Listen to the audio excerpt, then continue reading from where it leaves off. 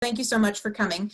If you haven't yet, go ahead and change your name, add some letters to the front of your name within Zoom so that we can see what subject area you are in. And you can do that either at the bottom of your Zoom screen. There's a toolbar that comes up with a participant list, and you can click on that and go in and change it there, or just click on your picture if you can find yourself in the slideshow on the side of the screen. Click on your picture and click the 3 dots and you should be able to rename yourself.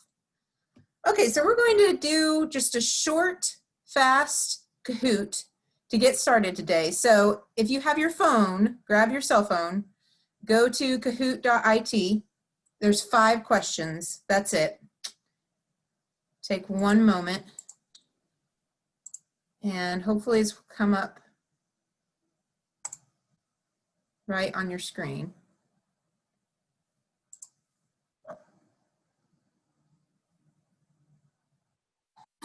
There we go.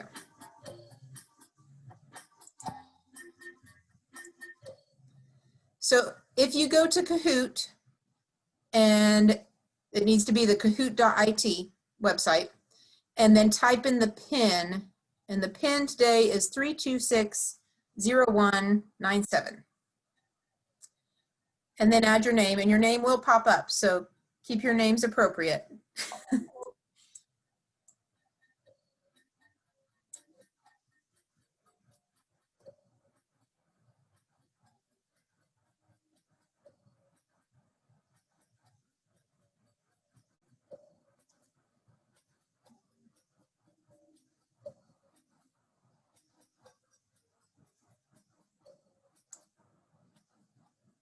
So the website is kahoot.it, and the code you type in is 3260197.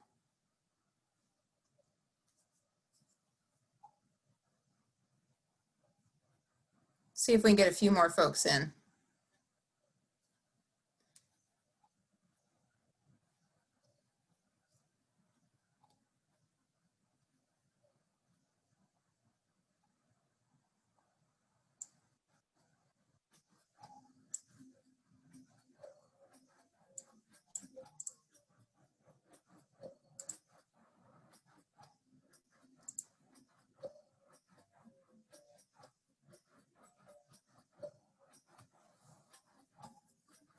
Okay, if you're not quite there, it's okay. You can watch, don't have to participate. We're gonna go with our 15. So be ready to think fast. Here we go.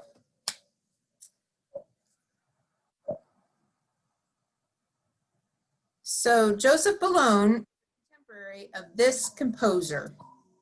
And if you're not a music person, you might not know. And even if you're a music person. I set the time intentionally quick so we could soar through this fast. Yeah, it was Wolfgang Amadeus Mozart. Joseph Boulogne is known as the Black Mozart. If you don't know much about him, they have a film, I believe, coming out about him, and lots of scholarship is going on. So if you're a music teacher, you might check into that. And yes, alive at the same time as Mozart. Think fast.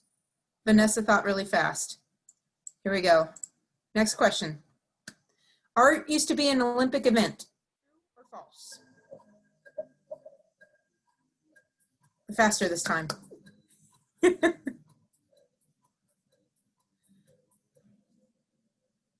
Yes, it was an Olympic event. I had no idea. In the early 1900s, visual art, poetry, some other areas were part of the Olympics. So Google it. Interesting thought that we used to be part of the Olympics.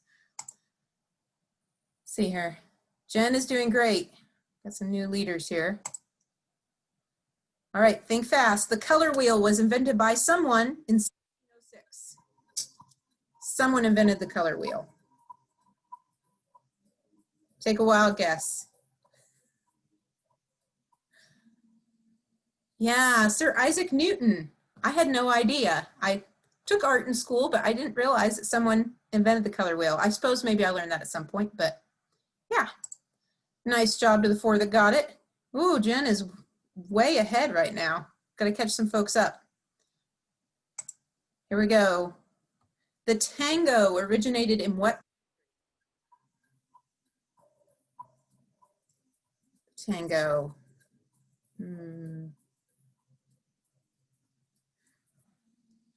Argentina, nice job, everyone. I wasn't really sure about that one, so excellent. Kermit is pulling ahead. We still got Jen at the top. All right, last one, true or false? For stage lighting, the most commonly mixed colors are blue and amber. True or false? Stage lighting. Yeah, it's true. Surprisingly, I didn't realize this until I was Googling yesterday, but yeah, it creates the best white, warm light for the stage when you combine those two. So it's used a lot in different scenes. Blue and amber. Here we go. Third, Martha, nice job. Kermit, anonymous Kermit, and oh, it's still Jen. Nice job, Jen. Okay. Excellent work, everyone. I tried to pull in some questions from all the different arts areas so that maybe you at least got one of them, even though the music one was a really quick one there at the beginning. Okay, so moving on to what we can do today in the virtual meeting. We're going to have some grant information shared, and then we'll move on to some self-care and mindfulness strategies, and then we'll have discipline-specific discussions coming your way near the end of the meeting. So first off, I wanted to share some announcements with you before we got rolling with the grants, just because I know things are so up in the air. So first off, the Oklahoma Fall Arts Institute is going to be online this fall. I know that's less than ideal and kind of awful and sad that we won't get to go down there, but COVID is our reality. So they are working to create some different schedules and have classes happening across different time spans. I think for those of you who've never been able to go down to Quartz Mountain because a 3-day weekend is a little too much for your family, etc., this might be a great opportunity for you to take advantage of it. And if you're an Oklahoma certified teacher, the OSDE does pay scholarships for you to go. So I encourage you to take advantage of it. I believe there's a music session that's going to be musicianship that will happen like an hour every Tuesday from 5 to 6 or something for 4 weeks. So those are the kind of setups they're thinking about, with maybe some Saturday longer sessions mixed in, etc. So watch their website for updates on that. I think they're going to try to get all the information out within the next 2 weeks or so. On September 19th, if you're a music educator, OKMEA has their beginning teacher workshop, and this is a great opportunity for young or novice music educators to get a lot of help from experienced folks across the state and even across the country this year.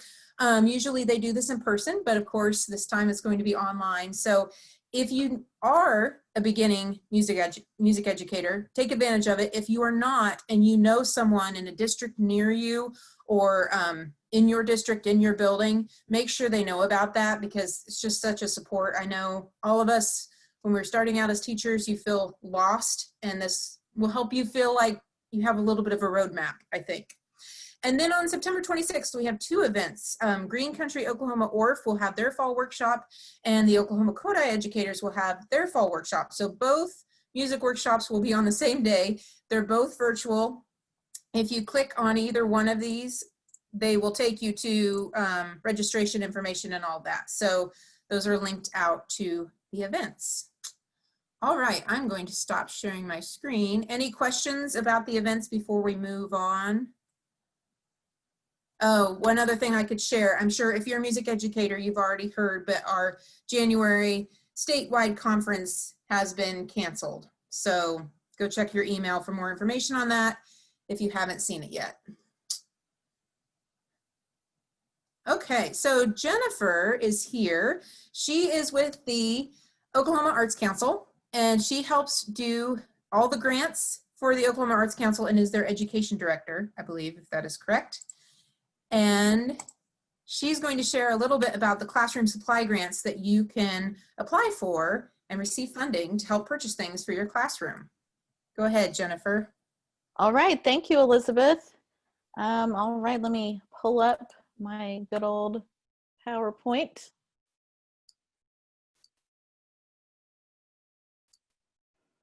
All right.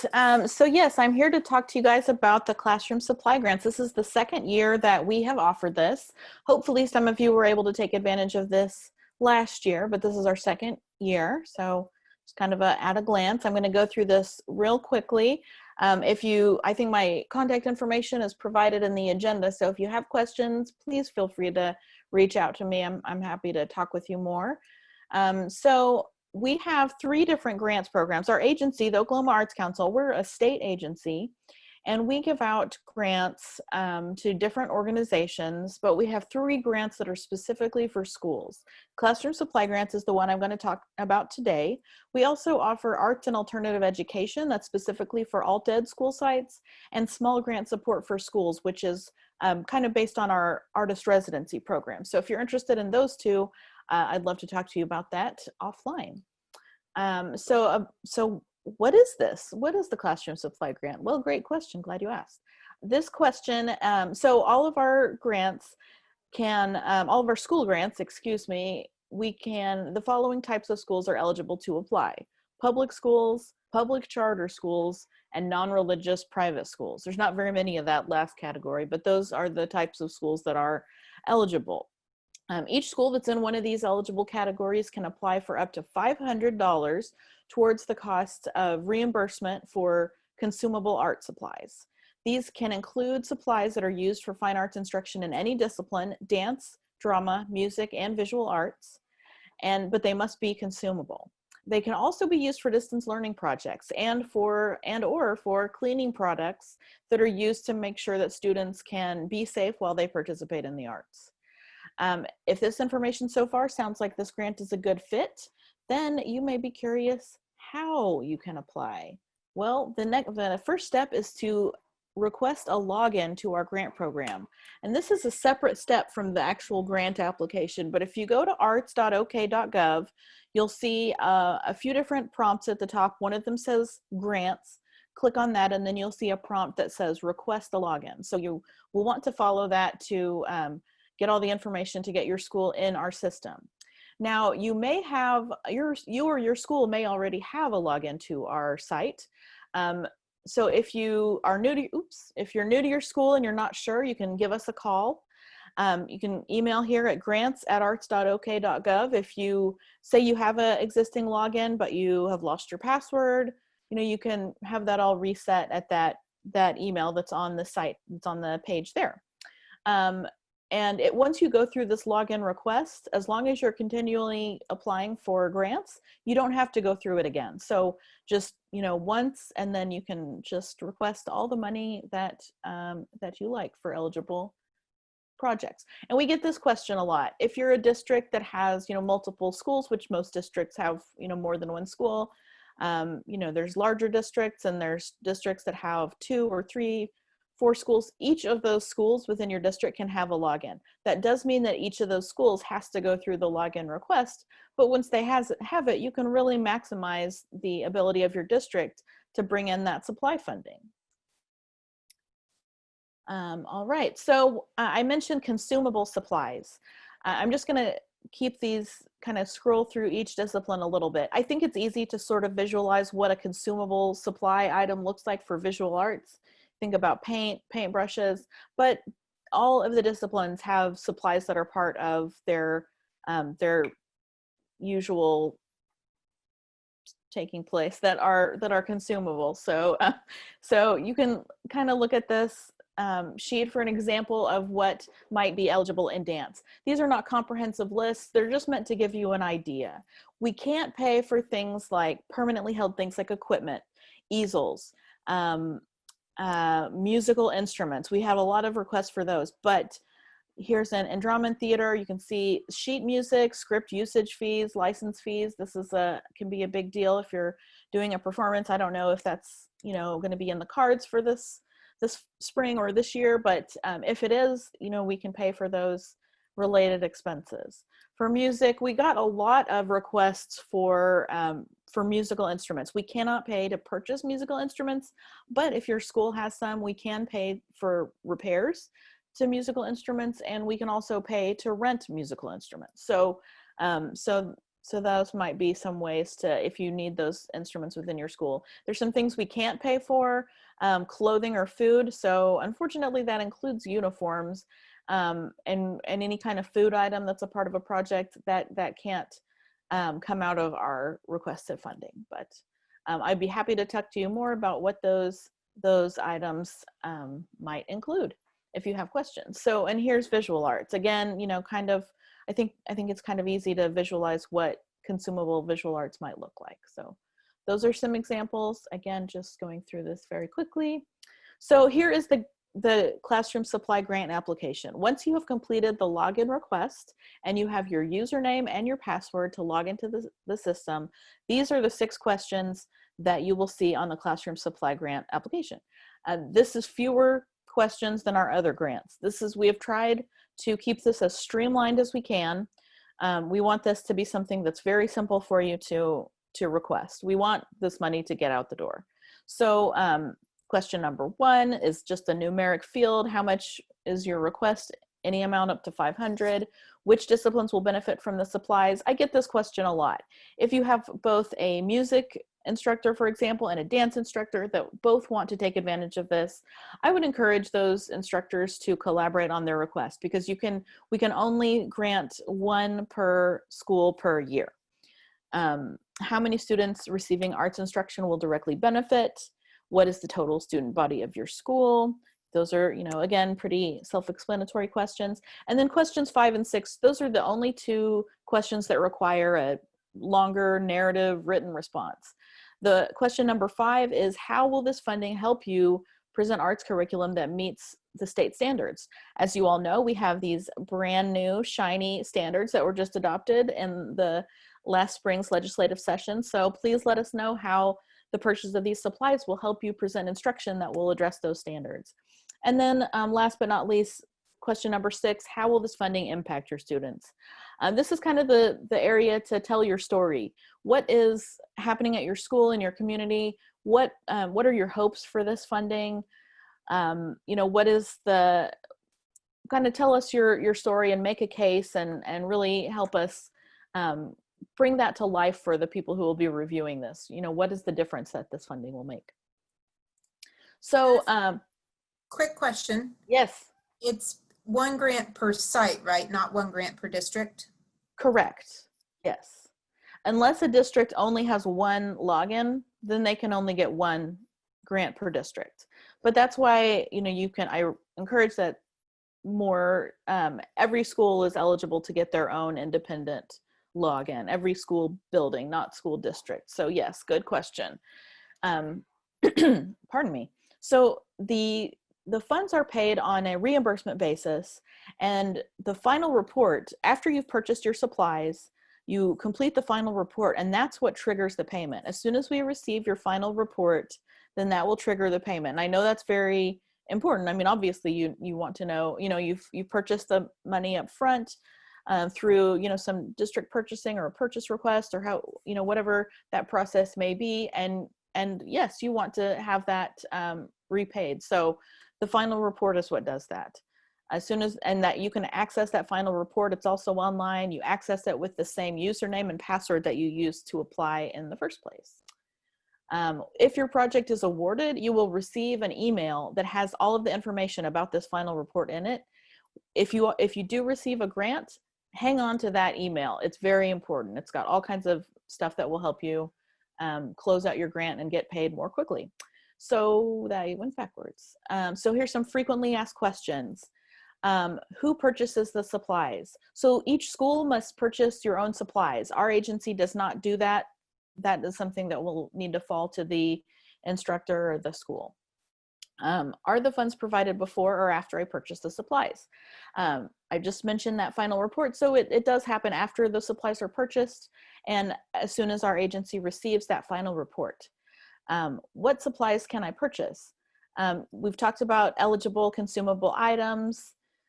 So, you know, if you have questions about an item that you'd like to purchase, again, please call me. It's so much easier to handle these questions before you have submitted than, you know, after the fact. So please call me with questions. And do you need to use specific vendors? Yes. We do have a question. Digital curriculums. I mean, Yes. Good question. So like purchasing digital arts curriculum. So that's a really good question. We can pay for costs related to online arts instruction. So I would say yes. I will say yes. I believe, I mean, that seems like an eligible expense. It's something that you're using. And then it's not consumable in the same way, but you know, virtual instruction is just different. It's a really good question. Let's see. I talked about some of these. This year we're offering 2 funding cycles, a fall semester and a spring semester. Once again, a school can only receive one of these grants per year, so you might just think about which of these semesters is the best one for you. The fall semester deadline closes in 6 or 5 little old days, and on September the 15th. So you can see, here's the timeline of the project. So if you're not sure if you can quite get things together for this fall, don't worry, we still have another cycle in the spring. Once again, that's once per school per year, but you can select which of these that you would like to apply in. That's the timeline. And here's the contact information. So I'm a great person to talk to if you have questions about, you know, what can you purchase, you know, specific items like that. Heidi Costello works directly with the login requests, and she can help you navigate that program. Thomas Tran is our grants director, and he can help you manage your award and manage the grant system on the back end. So we are the 3 people who you will probably be interacting with the most if you decide to apply for these. So that is it for me. Thank you, and please bookmark our website at arts.ok.gov, and happy grant writing. thank you. One other question for you, Jennifer. Is the deadline on the 15th, is that at 5 p.m.? Yes, well, yes, I'll say yes. All right. If you have more questions, go ahead and add them to the chat, and Jennifer can just answer as she's listening here to Cheryl. Cheryl McGee is with us. She is with OSDE Counseling and does quite a few different things, wears some different hats. I'm going to let her explain all of that, and she has some ideas for you as you're going through this time and trying to stay sane as much as you can. All right, hi everybody. I'm going to share my screen with all of you. Hopefully that is up and running and you can see it. Here we go. Okay. All right, so first I'll introduce myself really quickly, and I know that we are all chomping at the bit to get on with our day. So I'm going to speak a little quicker than I normally do. So if you have any problems, just like illuminate your box and I'll slow down. But I'm Cheryl McGee. I am a licensed professional counselor and a licensed alcohol drug counselor. I was a school counselor for many years. I am now at the State Department of Education in the Office of Student Support, and I am the project manager for the AWARE grant. So it is an $8.7 million grant over 5 years. It's a federal grant from SAMHSA, and it expands mental health service delivery to rural Western Oklahoma. So we're working with the districts of Woodward, Weatherford, and Elk City, but we also are bridging to do some statewide initiatives in an interconnected systems framework. So that's just a lot of acronyms to tell you a little bit about what I do. In addition to working at the State Department of Education, I have owned and operated my own private therapy practice for 15 years. So I am a busy bee, needless to say. So I wanted to share a little bit with you guys today about managing stress and some self-care strategies. So hang on tight, because some of the stuff I'll talk about is might be a little heady, but I'm going to try to make it as relevant as possible for you guys today. So obviously we hear this all the time about self-care, and we in our heads think, I don't have any more time. I don't have time. So I want you guys to just take a deep breath right now as we go through this, to know that I'm not expecting, nor is anyone else, for you to carve out huge chunks of time in your day. Self-care can be super simple and implemented as you're doing other things. So I'll talk a little about that as we go on. But secondary trauma is something we're all experiencing and have experienced and or can experience by working with students and or just our life journeys in and of themselves. So this is a little bit of information about secondary traumatic stress.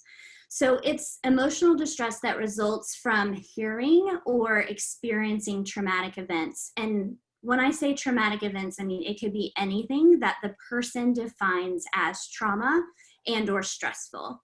So as educators, a lot of times when we make connection with students, we hear some of those trauma stories. We may even be involved in them in ways.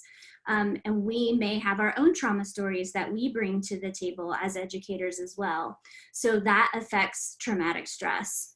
And then high levels of distress in the aftermath of a traumatic event. So we have natural disasters here in Oklahoma. In addition to that, we are all trying to breathe through this global pandemic. So that is another distress marker that can lead to traumatic or chronic stress. Retelling of student stories for reporting purposes, because we're all required reporters and mandated reporters. So that can be stressful as well. And seeing photos and images of trauma, whether that be things that you're directly affected with or just maybe by news media or outlets of that nature as well. Sorry, this always likes to freeze on me, so please bear with me as I make you guys all dizzy. So secondary traumatic stress, this is just a really great graph for you guys, because when we're dealing with individuals that we care about or our own trauma, sometimes we get some satisfaction from the growth of that opportunity or the companionship we can have with regards to the student experience. However, it could also lead to compassion fatigue. And that compassion fatigue is dangerous if we don't take care of it, as it can lead to secondary trauma ourselves, like the replaying of our own significant events in our life, or it can lead to burnout. And both of those things are not good together. That's just the best terminology to use, not good. So some of our common reactions that can happen is we can have some cognitive reactions to stress and trauma. So that stops our thinking and our cognitive processing skills. We can have some physical reactions. So we can sometimes even have psychosomatic symptoms where we think we have a headache or a stomach ache. And this is something I saw a lot of times in school, where kids are coming from really stressful situations and they're like, I need to go to the nurse. And if you're in elementary school, you clearly know that, you know, Band-Aids, ice packs, all those things tend to cure those right away, or a mint in the nurse's office, right? So, but that is those physical reactions to chronic fatigue and stress. Also, emotional reactions, excessive worry, anxiety, being numbed out, distressing thoughts or dreams, and then we can get as severe as suicidal thoughts that are accompanied with severe depression. Then we have behavioral or social reactions. You know, we like to self-soothe and cope sometimes with things that aren't necessarily good for us. So that's where alcohol and substance use and abuse can happen. We can oftentimes withdraw from loved ones, and we struggle completing normal activities. So the window of tolerance is really important. And this is a really great visual in the next slide that kind of lets you know where things go. But this term was coined by Dr. Dan Siegel, and it describes our zone of arousal that we all have. We're all supposed to fluctuate within this zone. So I'm going to flip ahead and let you guys see this slide. So this is a healthy nervous system. So when we have arousal activation, we go into the sympathetic, we can settle in the parasympathetic, and we're just like floating through a wave. And we're supposed to handle some stressors, and then we hit the bottom as well. So you can stay within those dotted lines, and that's a healthy balance with regards to the window of tolerance. When we experience adversity through trauma or other stressful situations, we may see something that looks like this. And so this is the stuck on and the stuck off. So above that dotted line is our danger zone of being stuck on. And some of the things that you may see in that zone is anxiety or panic or inability to relax, and chronic pain, hostility. And if you're in the stuck off phase, then you can see that dissociation, depression, poor digestion. We have disconnection. You may see more isolation going on. So we want to make sure that we keep ourselves and our students within our window of tolerance. And sometimes we have to play around to figure out what that exactly is. We'll be like, okay, I'm in this stuck off. There's something going on, or we may see a student in that area. So I really like a lot to do with the window of tolerance, and there's tons of information out there on that. So feel free to Google that for more in-depth knowledge. I'm sure that there's some video tutorials too that really break that down and include some more psychobabble for you guys if you're interested in that deep dive. So caring for the caregiver. This is what I really want you guys to take away from today. You guys are caregivers. You're putting yourself out there every day, not only for the students you serve, but for whomever your support networks are that you touch each day. And so it's super important that you have adequate support yourself. And I know we all like to don our capes as educators, and we like to say we can get it all done and we don't need anybody to lean on. Find someone. Find someone that you can lean on and just provide you that support to get through it, whatever it may be, because your it is enough. It doesn't have to be something tragic. It can just be, I'm stressed at the fact that I have to teach online or virtual, or I really wish all my students could be with me in my classroom, or you guys are fine arts. And so it's you're having to be really creative right now, thinking outside of the box on how to reach students. And that's exhausting. So being able to lean on each other or whomever you choose as your supports is important. You also want to advocate with regards to your leadership. So therefore, this is the part where I get to tell you as educators to learn to say no, and not as in a disrespectful no, or not adhering to authority no, but more of, I would love to, tell me how, because right now, I don't necessarily see it in the framework. So coming to the table to say, how can we do that? Because I'm not really sure that I can pack that on.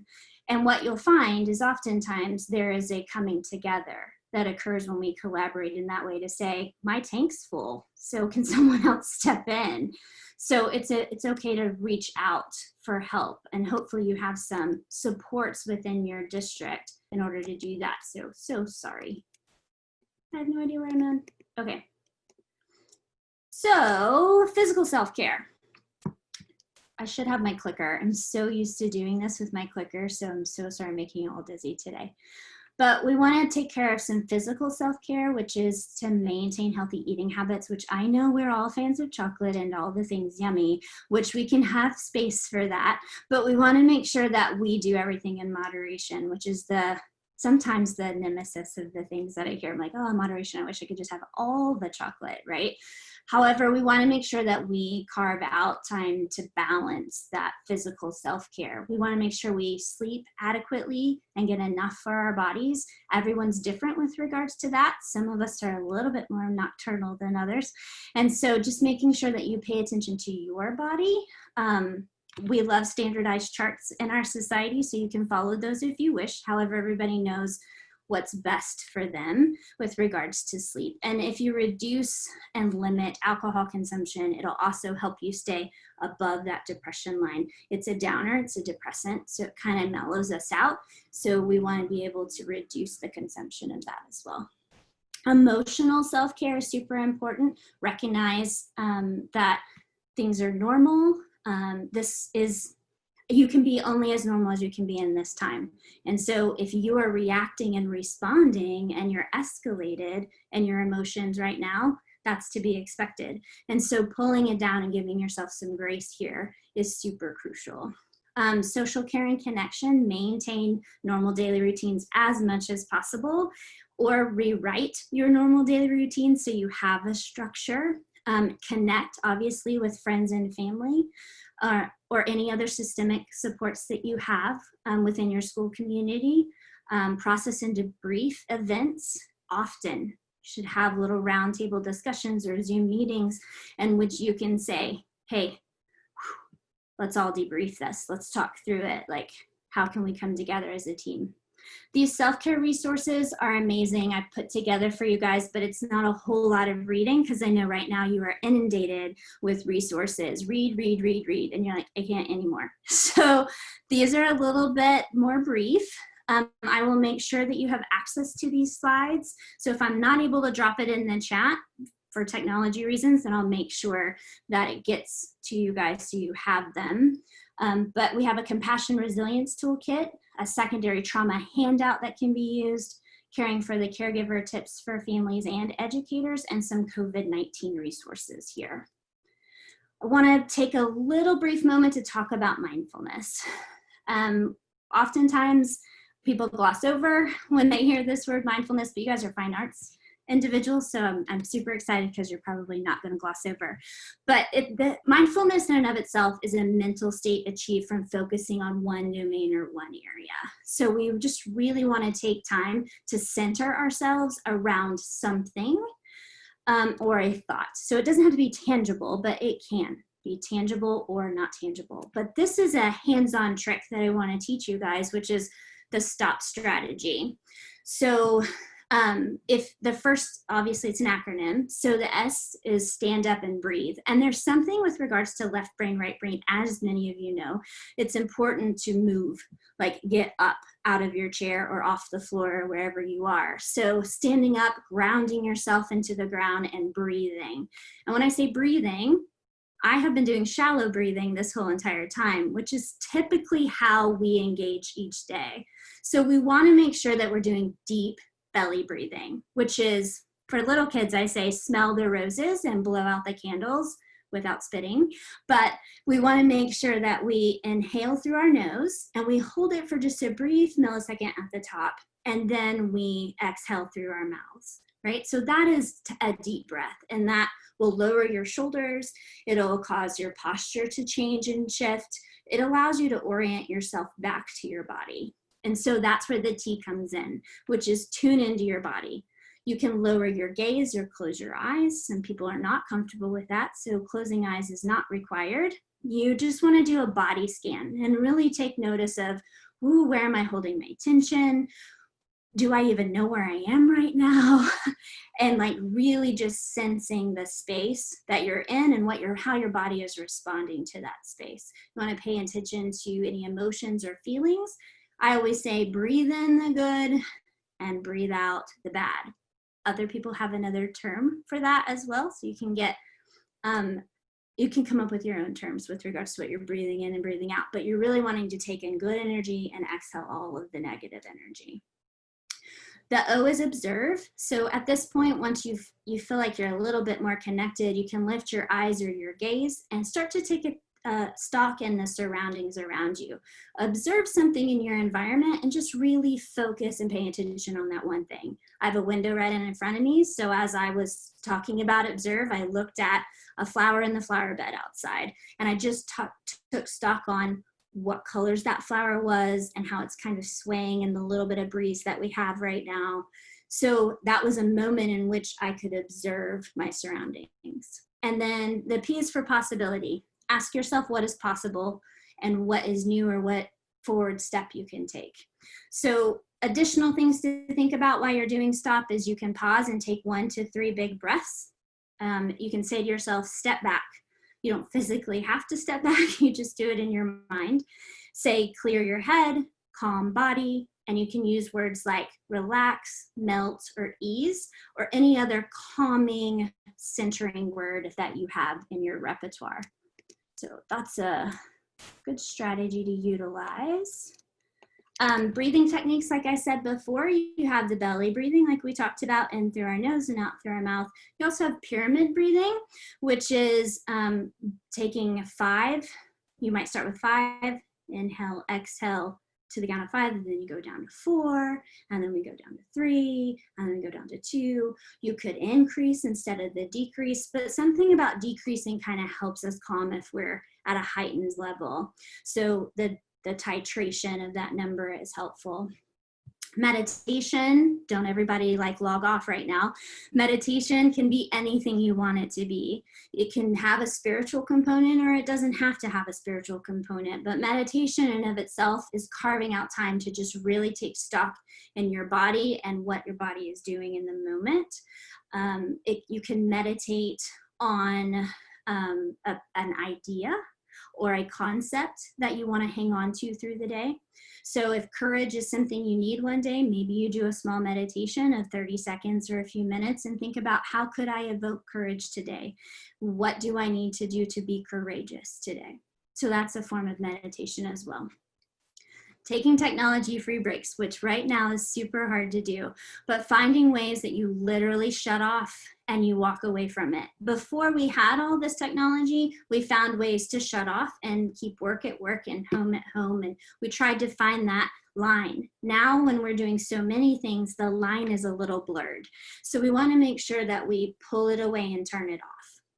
Yoga, movement, stretching, walks, anything that gets you moving is something that is super helpful with regards to being mindful and reducing our stress.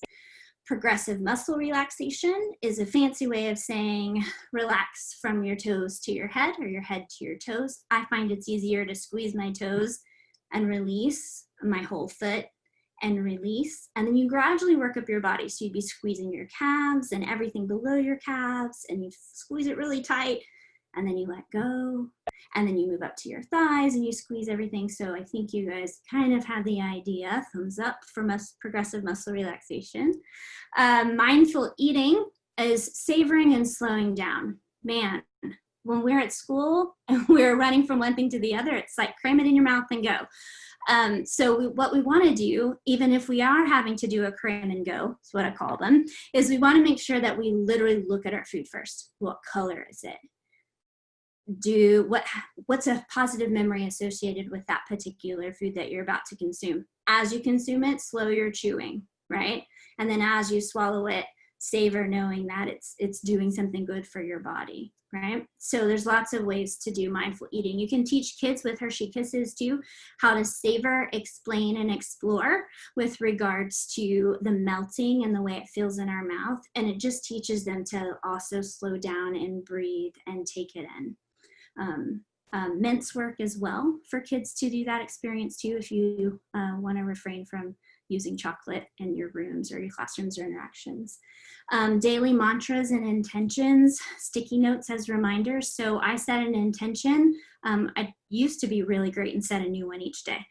Now I might have the same one for a few days, but I'll set a mantra and an intention for my week or my day. And I put sticky notes when I was commuting back and forth to work. I'd put them on my card. Now they're on my computer. So anywhere that you can be reminded of what your purpose is, why you do what you do, who you are outside of your career, because we are not just our career, and making sure that we really stay connected to ourselves. This is pretty profound and oftentimes something I embed in my therapy practice with people as well. All right, so I'm almost done. So there's some mindful apps I attached here as well, that when you get these resources, or you can write them down really quick.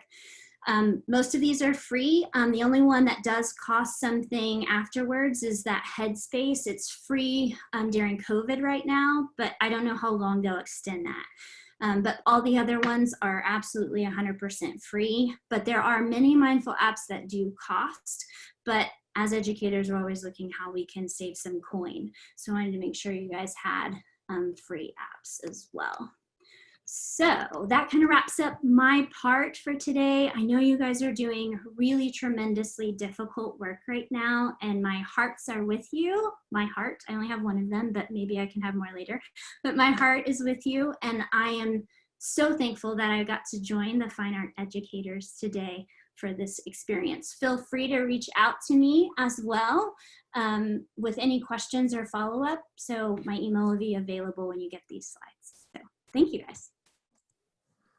Thank you, Cheryl. That's all important things that we need to take advantage of and remember for ourselves. But I know it's really difficult right now, especially with everything going on, but your number one priority should be taking care of yourself. So make sure that you're doing that as a teacher, because you won't have anything left for your kids or your family if you're not taking care of number one, right? I apologize, everyone, that we had to end the discussions, but I didn't want to keep you beyond the hour. We've already gone over. So in closing, I noticed in a lot of the discussions that we all have unique problems, but sometimes there are people in the discussion rooms who can help you.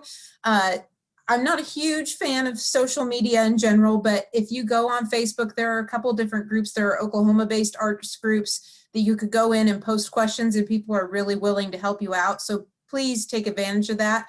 And then also something that occurred to me, if you ever have questions about the art teacher down the road or the drama theater teacher in the district that's 2 districts over from you, just email me and say, hey, who is at such and such? I do have contact information for all the teachers in the state. I don't have this year's list quite yet, but I can definitely find out. So if you know of somebody who's really doing amazing things and you've heard about them, but you haven't been able to get introduced or get in contact, just let me know and I'll put you in contact with whoever you need, because I'm sure that you could use all the help that you can get right now. So thank you all for being here today. Hang in there. Try to take some time to refuel and relax this evening or this weekend, and I will see you in October. So thank you all. Have a good night. Bye.